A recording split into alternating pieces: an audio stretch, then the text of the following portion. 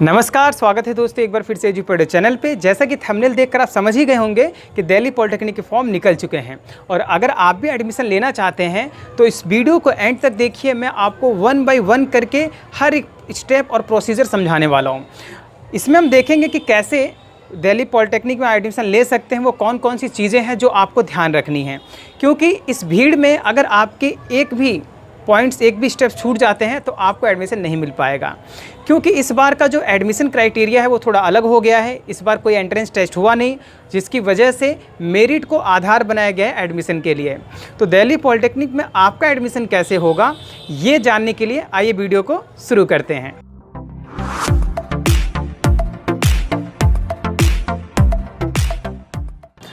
तो दोस्तों आइए नज़र डालते हैं इंपॉर्टेंट डेट्स पर। रजिस्ट्रेशन की जो डेट है वो है 3 अगस्त, यानी कि 3 अगस्त से आपकी ऑनलाइन रजिस्ट्रेशन प्रक्रिया शुरू हो जाएगी, जो कि 9 अगस्त तक चलेगी। ध्यान रखना है आपको इस बात का, प्रक्रिया चलेगी 9 अगस्त तक, यानी आपके पास सिर्फ 6 दिन है। तो जल्दी से जल्दी रजिस्टर्ड करें और सारे डॉक्यूमेंट्स पहले से पूरे करके रखें, ताकि जो है कि रजिस्ट्रेशन में आपको लैग ना हो, डिले ना हो। ओके, रजिस्ट्रेशन करने के बाद आपको वेट करना है मेरिट लिस्ट का, कि मेरिट लिस्ट में आपका नाम आता है या नहीं आता है। अगर आपका नाम मेरिट लिस्ट में आ जाता है तो 14 सितंबर से आपको स्टार्ट करनी है काउंसलिंग। और काउंसलिंग कैसे होगी उसके लिए मैं पूरी प्रोसीजर यानी 1 बाय 1 करके हर एक चीज़ आपको स्टेप बाय स्टेप समझाऊंगा। वो जो है नेक्स्ट वीडियो में आप देखिएगा। यहाँ पर 4 ग्रुप में पूरे एग्ज़ाम को डिवाइड किया गया है। मेरिट बेस पे जो एडमिशन होंगे उनके लिए 4 ग्रुप बनाए गए हैं। ग्रुप ए, जो कि आप जानते होंगे कि 10th क्लास के जो होते हैं सबसे ज़्यादा कैंडिडेट्स होते हैं, तो ग्रुप ए में 10th के लिए। ग्रुप बी है मॉडर्न ऑफिस प्रैक्टिसेस के लिए, जो 12th पास पे होता है।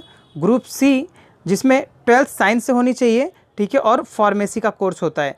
और उसके बाद ग्रुप डी है, जिसमें लेटरल एंट्री यानी 3rd सेमेस्टर या फिर यूँ कहें दूसरे साल में आपको एडमिशन मिलेगा। इसमें मुख्य रूप से ITI और 12th पास वाले जाते हैं, वोकेशनल वाले भी इसमें आते हैं, ठीक है। तो ये 4 ग्रुप है। तो आपको याद कर लेना अच्छी तरीके से कि 10th पास के लिए आपको ग्रुप ए में रजिस्टर्ड कराना है।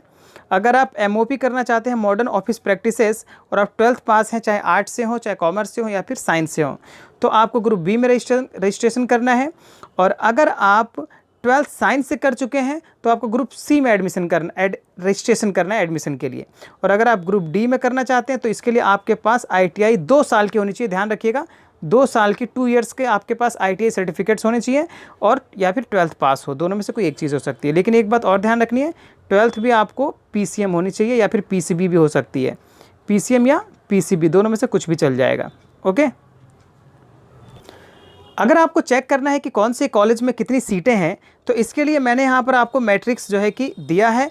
नीचे डिस्क्रिप्शन बॉक्स में लिंक दिया हुआ है, आप वहाँ पे क्लिक करके ओपन करके A to Z सारे कॉलेज में देख सकते हैं कि किस कॉलेज में कितनी सीटें हैं, कौन से ट्रेड में है, ठीक है, और कौन सी शिफ्ट में है, मॉर्निंग में है, इवनिंग में है, डे में है, ठीक है ना। आइए तो देखिए, यहाँ पर कॉलेज का नाम लिखा होगा, यहाँ पे सॉरी कोर्स का नाम लिखा होगा, और यहाँ कॉलेज के नाम होंगे शॉर्ट फॉर्म में। अगर आपको नहीं पता इन शॉर्ट फॉर्म के बारे में तो टेंशन नहीं लेनी है। आपको जो है कि जो बुलेटिन बोर्ड है, बुलेटिन इन्फॉर्मेशन है, ठीक है, जो कि हिंदी इंग्लिश दोनों में है, बुलेटिन इन्फॉर्मेशन, उसको आप डाउनलोड कर लीजिए, वहाँ पे इसका कोड मिल जाएगा, ठीक है।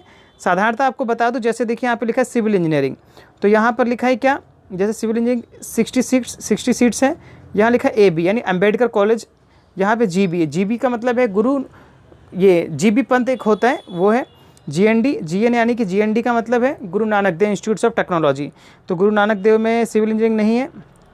ऐसे यहाँ पर आप देखिए, ठीक है, PI का मतलब है पूसा इंस्टीट्यूट ऑफ टेक्नोलॉजी। तो इसकी फुल फॉर्म आपको बुलेटिन इन्फॉर्मेशन में दी होगी, डाउनलोड करके आप देख लीजिएगा, ठीक है। उसका लिंक भी नीचे डिस्क्रिप्शन बॉक्स में दिया हुआ है।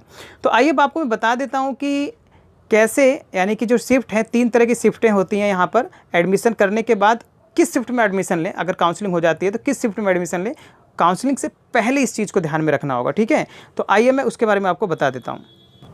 यहाँ पर एडमिशन जब हो जाता है तो देखिए 3 तरह की शिफ्ट होती है। एक मॉर्निंग शिफ्ट जो कि 7:30 से 3:30 बजे तक चलती है, और एक होती है आफ्टरनून शिफ्ट, ठीक है। आफ्टरनून शिफ्ट जो है 11:30 बजे से लेकर शाम को 7:30 बजे तक चलती है क्लासें।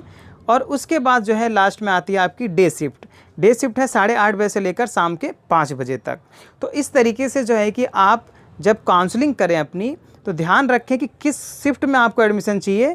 एडमिशन प्रोसेस के दौरान, कॉलेज जब आप फिल करेंगे काउंसलिंग के दौरान, तो उसमें आपको ये ध्यान रखना है, ठीक है, कि आपकी प्रेफरेंस क्या है, क्योंकि एक ही कॉलेज में मॉर्निंग शिफ्ट भी होती है, इवनिंग शिफ्ट भी होती है, ठीक है, और कभी कभी एक ही कॉलेज में 2-2 शिफ्ट होती है। तो आपको इस चीज़ को ध्यान रखना है, morning shift, evening shift, day shift, ये लिखा होता है उसके सामने, कॉलेज के सामने, कोर्स के सामने, ठीक है। तो अगर आपको वीडियो पसंद आई हो, वैल्यू लगी हो इन्फॉर्मेशन कि हाँ भाई वैल्यूबल है, तो प्लीज़ वीडियो को लाइक कर दीजिए, शेयर कर दीजिए और आगे बढ़ा दीजिए, ताकि जो आपके दोस्त हैं उनको भी इसका फ़ायदा मिल पाए। चलिए मिलते हैं नेक्स्ट वीडियो में, तब तक के लिए थैंक यू, बाय बाय, जय हिंद, जय भारत।